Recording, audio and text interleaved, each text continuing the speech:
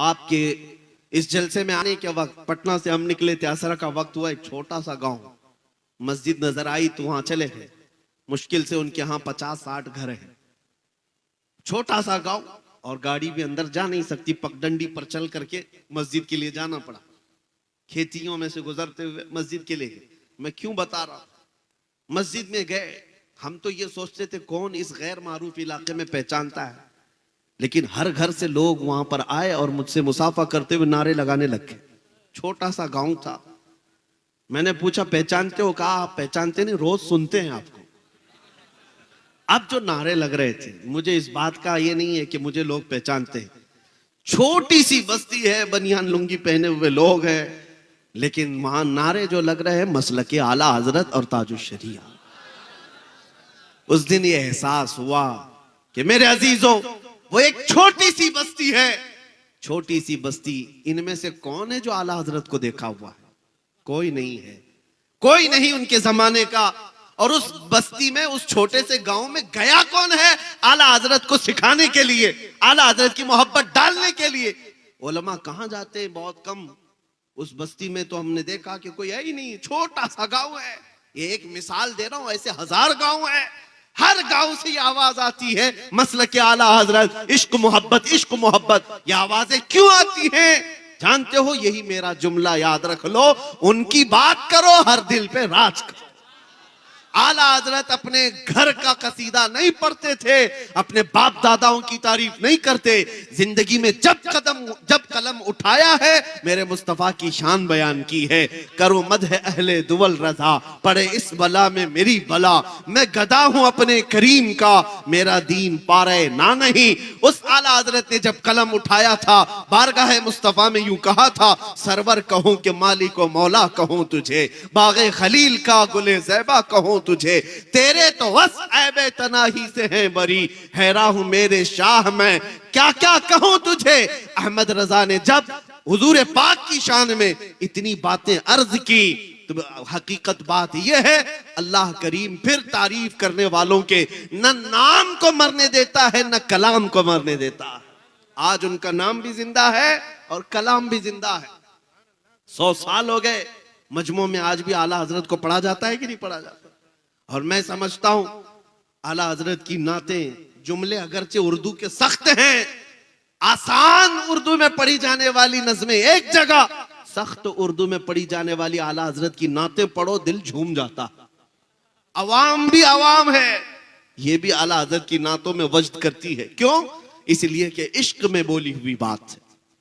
अब मैं आपको बताऊं, जालिम जिस कदर भी जुल्म कर ले और किसी का कत्ल कर ले, और वो ये समझ ले कि इस तरह से खत्म कर देंगे हम इस्लाम को, ये नामुमकिन सी बात है।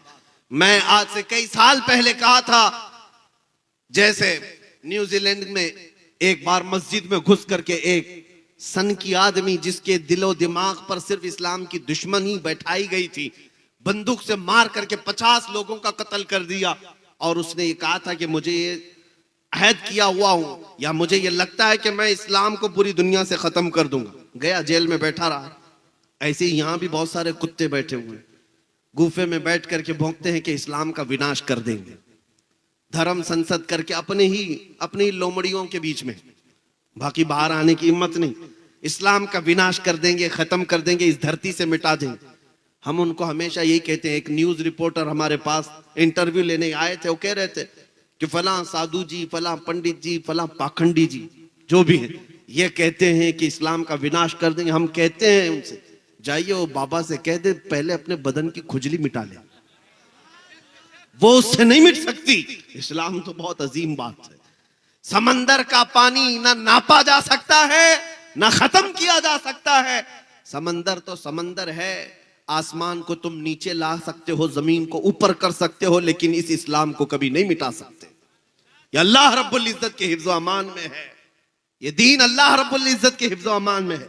अब मैं आपसे यही कह रहा हूं, जो दीन तुम्हारा महफूज है, जो तुम्हारा कुरान महफूज है, बस बात इतनी है कि तुम पूरे मुसलमान बन जाओ, तुम हुजूर पाक सल्लल्लाहु तआला अलैहि वसल्लम के वफादार बन जाओ। हर घड़ी तुम्हारे साथ निस्बत मुस्तफा होना चाहिए, हर घड़ी तुम्हारे साथ अजमत मुस्तफा का पासो लिहाज होना चाहिए। इसलिए मेरे अजीजों, जब तक तुम्हारे अंदर ये इनकलाब नहीं आए, एक मिसाल देकर के मैं आपको बताता हूं। आज दुनिया तुम्हें शराब पीते हुए देखकर ये नहीं कहती अब्दुल्ला का बेटा शराब पी रहा है। तुमको ताश के पत्ते खेलते हुए देख करके नहीं कहती अहमद का बेटा ताश के पत्ते खेल रहा था। ये तो बातें हो गई।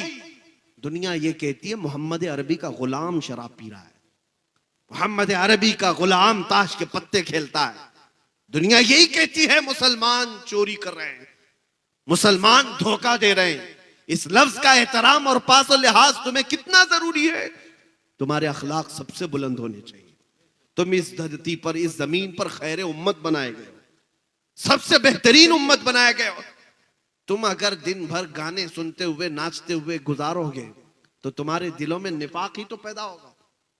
मुहद्दिसीन फरमाते हैं जो कसरत से गाने सुनता है वो मुनाफिकत की तरफ जाता है, उसके दिल में कुफ्र आने लगता है। और एक रिवायत ये है जो कसरत से गाने सुनता है वो जिना की तरफ जाता है। ये बेहयाइयां और बदकारियां यूं ही नहीं आती। मैं आपको क्यों कह रहा हूं ये गाने वगैरह सुनना छोड़ दो, तुम्हारे दिलों के अंदर सिर्फ निफाक और डर पैदा होता रहेगा। तुमको अगर सुनना है तो अजमत इस्लाम के तराने सुनो, मेरे मुस्तफा की नाते सुनो। दिल में ईमान रोशन होता है, दिल के अंदर मजबूती आती है और तुम इस तरह बुजदिली की जिंदगी नहीं गुजारोगे। तुम जमे हुए पहाड़ों की तरह बन जाओगे। आज पास और लिहाज करना भी छोड़ दिया है मुसलमानों ने, जिसकी वजह से लोग तुम्हें तख्ते मश्क बनाए हुए हैं। इनको पता है ये हैं करोड़ों की तादाद में, लेकिन इनकी तरफ से अब जवाब नहीं आएगा। इसीलिए देखो जिसको चाहे जंगल राज में शूट करके मार दिया जाता है।